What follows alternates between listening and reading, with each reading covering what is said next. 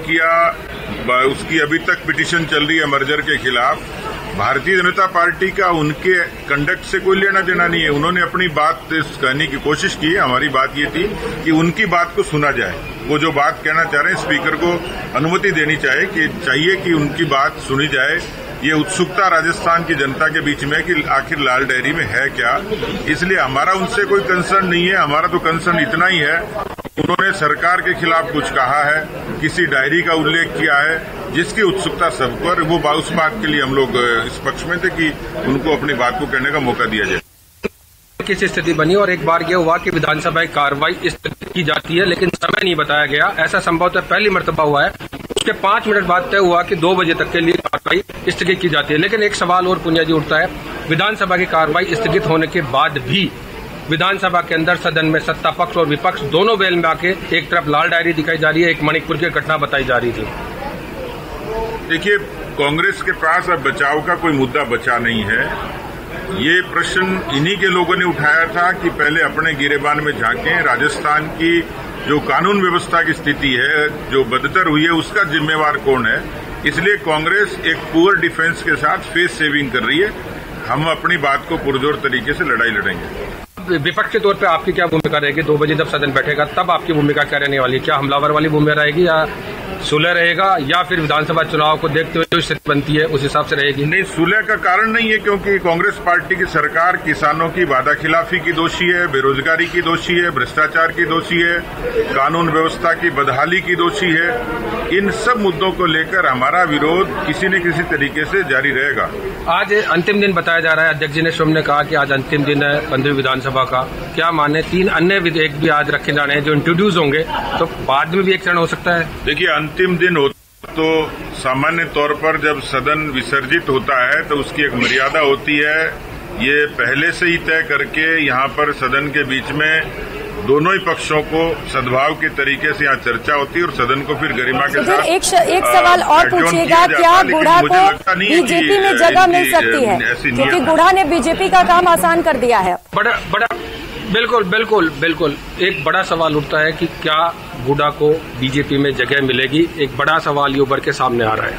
नहीं, ये काल्पनिक प्रश्न है। अभी तात्कालिक घटना हुई है, इसलिए कोई बीजेपी में आ जाएगा या नहीं आएगा, ये कोई प्रश्न नहीं है। तो अभी केवल सदन के भीतर जो चर्चा हुई है, जिस तरीके से हमें राजनीतिक तौर पर ये बात कहने का, पूछने का हक है।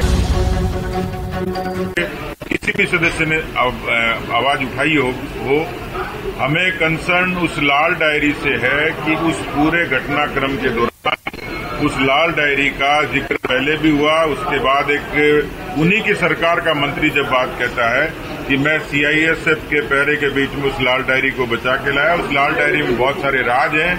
हम यही जानना चाह रहे हैं कि मुख्यमंत्री उन राज का खुलासा करे। उस लाल डायरी का रहस्य क्या है, ये हम सब के बीच में उजागर करे। तो आने वाले चुनाव में लाल डायरी एक बड़ा मुद्दा बनने वाला है। बिल्कुल, निश्चित रूप से ये लाल डायरी कांग्रेस को खतरे के निशान के ऊपर ले जा रही है। मुझे लगता है कि कांग्रेस के पतन के कई कारक होंगे, उसमें लाल डायरी भी एक बड़ा कारण बनेगी। की बहस करते रहे, स्पीकर ने उनको बहुत चेताया लेकिन नहीं माने। तो शांति धारीवाल उनके खिलाफ प्रस्ताव लेकर कुछ बोलने वाले थे, इतने में गुढ़ा धारीवाल के पास पहुंच गए, धारीवाल से भिड़ने की कोशिश की, हाथापाई की नौबत आ गई पक्ष और विपक्ष के कई सदस्यों में। इस वक्त विपक्ष वैल में है और जमकर हंगामा हो रहा है, शोर शराबे की स्थिति है इस वक्त सदन में और आधे घंटे के लिए विधानसभा की कार्यवाही स्थगित कर दी गई है। तो बहुत ही यानी कि मर्यादित माहौल था।